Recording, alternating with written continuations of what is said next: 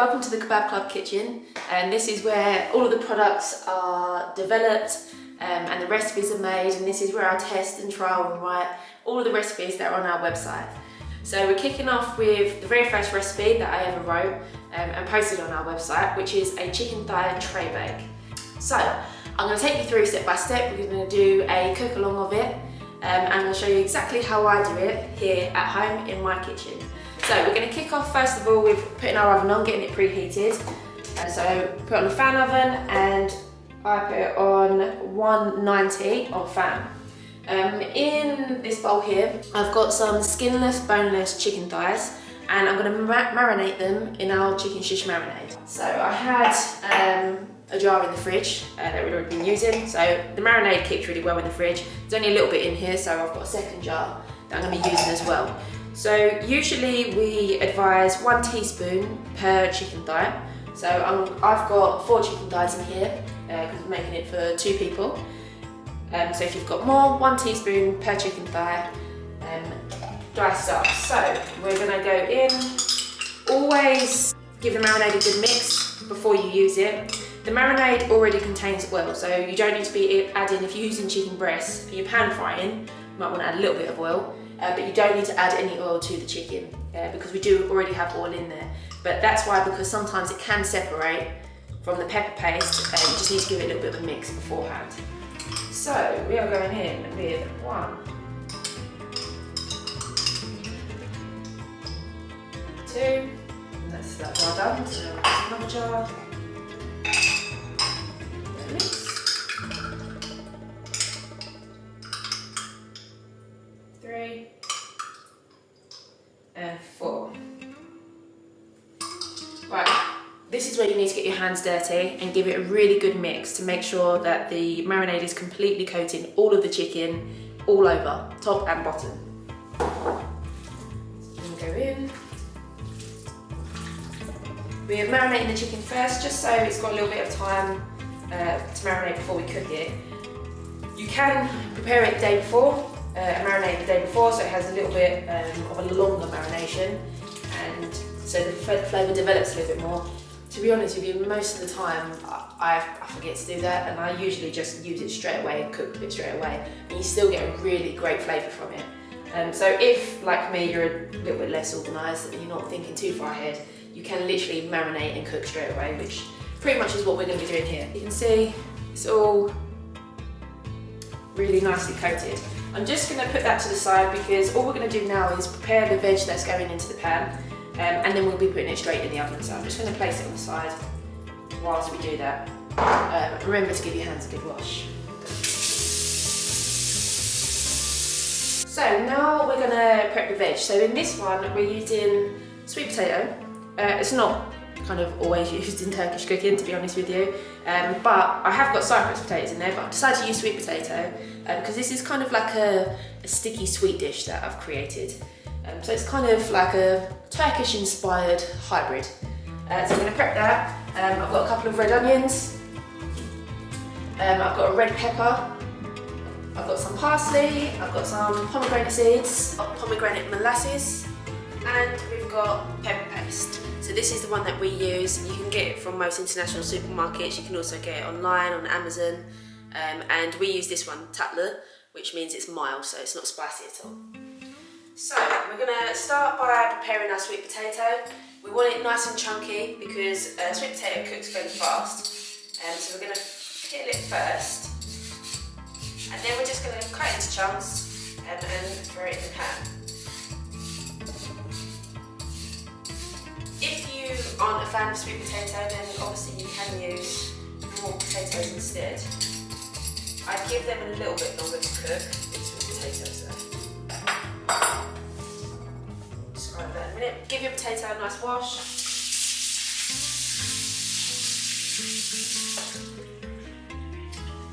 And then we are just going to cut it into chunks. So fairly large size chunks, like so. So this is kind of the size that I'm using. Chuck it in the pan. Then we're going to do the same for our onions, for our peppers, fairly large size chunks. Throw it in the pan a little bit of oil, and then we're going to use the paste. You'll also need your kettle boiled as well. So we're going to just cut the peppers into, again, fairly large pieces because we're going to cook these for about 45-50 minutes. So you don't want them to kind of wilt away and get too small. So fairly large pieces. Chuck them in the pan with the potatoes. And then get your red onions. And then we're just going to quarter the onions. Again, because we want them to get a nice char on the outside, but we don't want them to just completely disappear. So we really need to leave them fairly big. So straight down the middle, and then down the middle again. Chuck them in. I'm using 2. Again, I'm cooking for 2 people, so 1 each basically.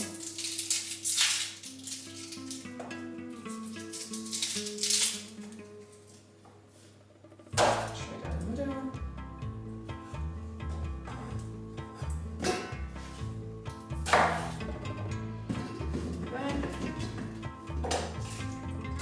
Again, let's discard this. A stop to go around the outside. Only a really, really small amount. So in a glass jug, you want 1 tablespoon of your pepper paste. In there. Same of pomegranate molasses. This is what will make it really lovely and sticky and sweet. And then about 50 mils of water. I boiled this a minute ago, so that's boiled, and it just keeps everything really nice and moist. Put that mix in there.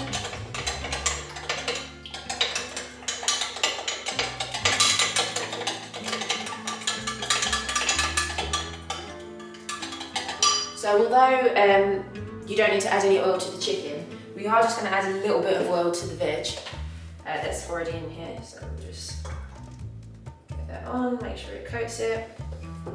Give it a little shake around.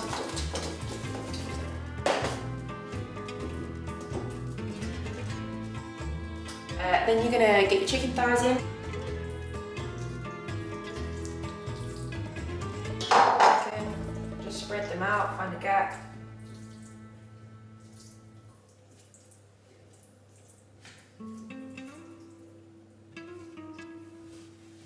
Hands are washed.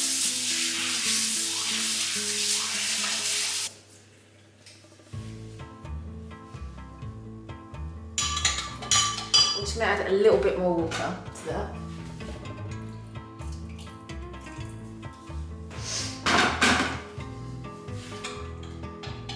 So that it's more of a porous consistency. Pour this over as well. This will help to create a little bit of a sauce.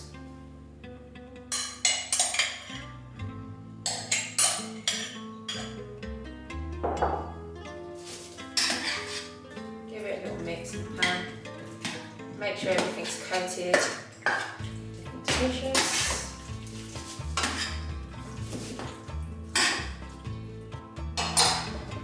So it should be looking like this. Really easy tray bake. And now we are going to just put that in the oven. We're going to put it in for about 45-50 minutes. We'll have a check on it halfway through and give it another little mix about. It's gone in. Just while that's happening, I'll wash the dishes and just prep the parsley. And we've got the pomegranate seeds there afterwards, which we'll then mix for at the end. Sprinkle the pomegranate seeds on top, and you're done. So the tray bake is in the oven. I'm just going to quickly chop up the flat leaf parsley. I've got about half a bunch here. Chop this up and just put it in a little bowl, ready for when the tray bake is ready and we're going to dress it. Just so then I can clean everything else. So then once it's done, you've literally had one bowl, one jug, one board. Wash it up, and then all you've got is one dish at the end of it. So it really is a super easy dish. So I'm just going to chop off these main stalk parts. So we're left with the leaves at the top. How I like to do it is get it in the bunch, kind of really tightly roll it up like this. So So it's a really kind of tight ball like that. And then just chop straight down. Do really tight chops as you go, so it comes up nice and fine.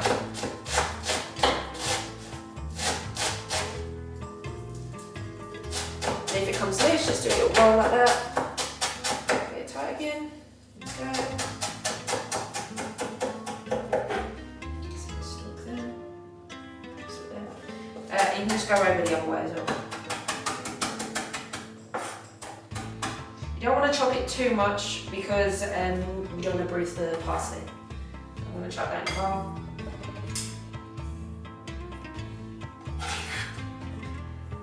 There you go. And then we've got our pomegranate seeds. I was lazy and just bought pomegranate seeds. I couldn't be bothered to stand there and pick them out of pomegranate. So I've just got those like that, and we'll dress it afterwards. And now we can tidy up. Right, so that's been in for about half an hour now, so I'm just going to take it out and give it a little shake around. So, as you can see here, the potatoes, the peppers are all starting to get a little bit charred all around the edges. So we're going to give it a little mix and then put it in for probably about another 20 minutes, I would say. So this dish is so nice because you've got the sweet potatoes, you've got kind of the warming paprika flavours from the chicken marinade and the pepper paste. You've got the char from the vegetables. And then we're going to put parsley through it, which is going to give it a really nice freshness as well. So give it a nice little mix. Flip the potatoes over so the other side can get nice and charred. And we're going to go in for about another 20 minutes or so.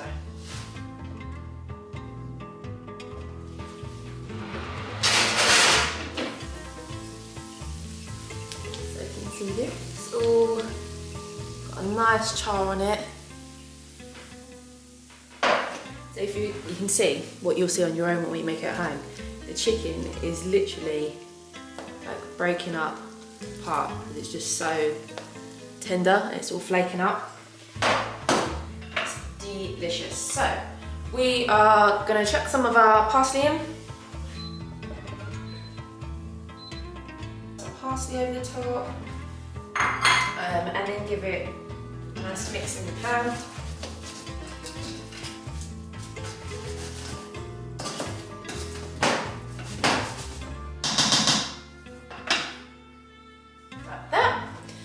Then we're going to get our dish, serve it up, and we'll scatter some of the pomegranate molasses.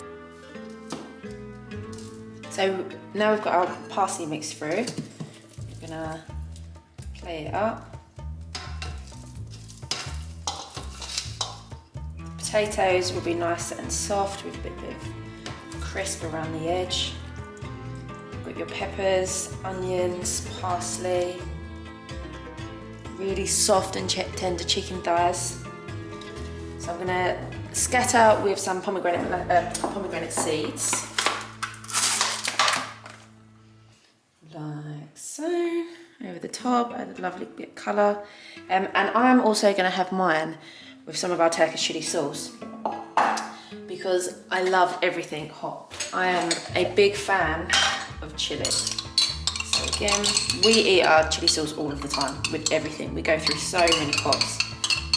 So this is one I just had in the fridge.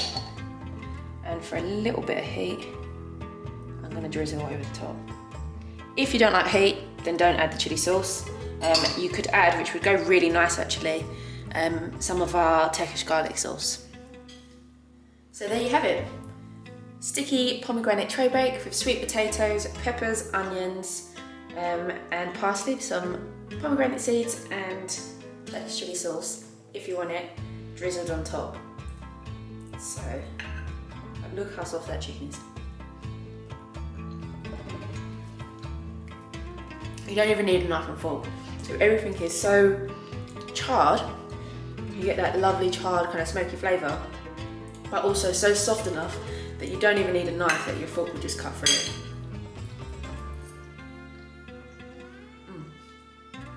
Perfect for a midweek meal, barely any dishes, and really limited hands-on time. You really need to try this at home.